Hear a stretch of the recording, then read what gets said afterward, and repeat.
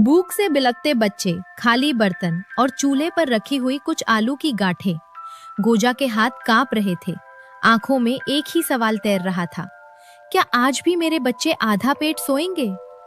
उसी क्षण वो आलू उठाती है और मन ही मन संकल्प करती है, मैं गरीबी को अपनी नियति नहीं बनने दूंगी। ये केवल आलू के पराठों की कहानी नहीं है, ये एक गरीब बहू के अदम्य साहस की गाथा है, जो खाली हाथों से उम्मीद बोने निकली और ये सिद्ध कर दिया कि जिस घर में हौसला हो, वहां भूख अधिक देर तक नहीं ठहरती। गोजा एक साधारण सी गरीब बहू थी, जिसकी जिंदगी हर दिन नई चुनौतियों से घिरी रहती थी।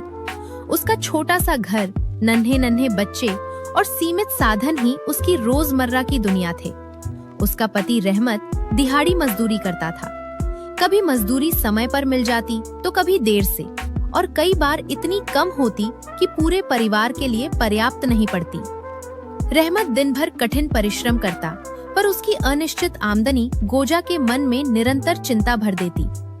एक सुबह जब गोजा ने रसोई में झांका तो वहां उसे केवल कुछ आलू, एक छोटा सा टमाटर और थोड़ी सी हरी मिर्च दिखाई दी।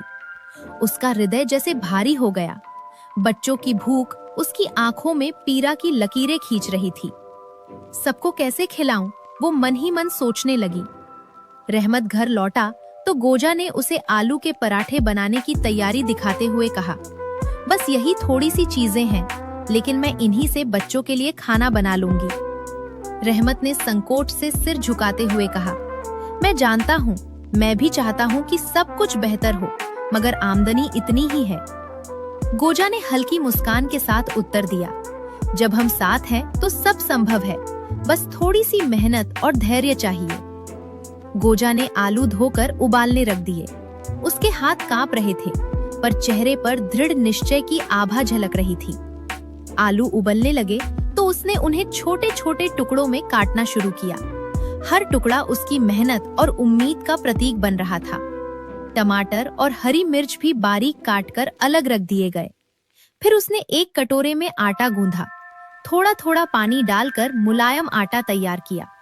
इसके बाद उसने आलू का मिश्रण आटे में भरकर गोल गोल पराठे बनाए। रहमत बच्चों से बातें करता रहा, उन्हें हंसाने की कोशिश करता रहा, ताकि गोजा निश्चिंत होकर काम कर सके। चूल्हे पर पराठे सिकने लगे। तेल की सुगंध पूरे कमरे में फैल गई। बच्चे खुशी से खाने लगे। रहमत के मन में ये भाव उठा कि गोजा की मेहनत ने उनके दिन में उजाला भर दिया है। भोजन के बाद गोजा ने सोचा कि ये केवल अस्थायी समाधान है। अगले दिन वो आंगन में सब्जियां उगाने की योजना बनाएगी। रहमत ने भी उत्साह से कहा, मैं कल से तुम्हारे साथ बीज बोऊंगा, जो भी सहायता चाहिए होगी मैं करूंगा। गोजा ने प्रसन्न होकर कहा, जब हम साथ हैं तो सब संभव है। अगले दिन से दोनों ने छोटे से बगीचे की तैयारी शुरू कर दी। आलू, टमाटर, हरी मिर्च और पालक के बीज बोए गए। बच्चे भी खेलते कूदते माँ के साथ बीज बोने में हाथ बटाने लगे। समय बीतने के साथ पौधे पनपने लगे और घर में ताजी सब्जियां आने लगी। रहमत भी प्रतिदिन बगीचे की देखभाल में जुट गया। अब गोजा केवल आलू के पराठे ही नहीं, बल्कि ताजी सब्जियों से स्वादिष्ट भोजन बनाने लगी थी।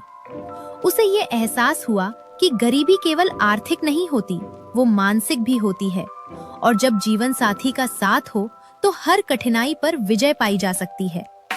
धीरे धीरे पूरे मोहल्ले में गोजा और रहमत की कहानी प्रसिद्ध हो गई। लोग आकर पूछते, इतनी अच्छी सब्जियां कैसे उगाई? गोजा मुस्कुराकर उत्तर देती, मेहनत और धैर्य से सब कुछ संभव है।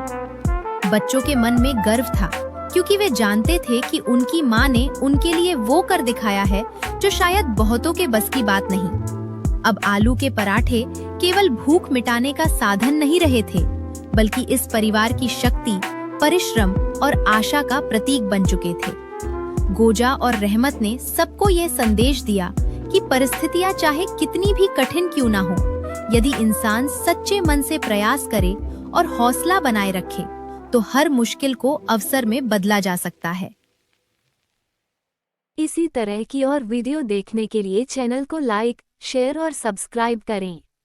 Thanks for watching this video. Catch you in the next one.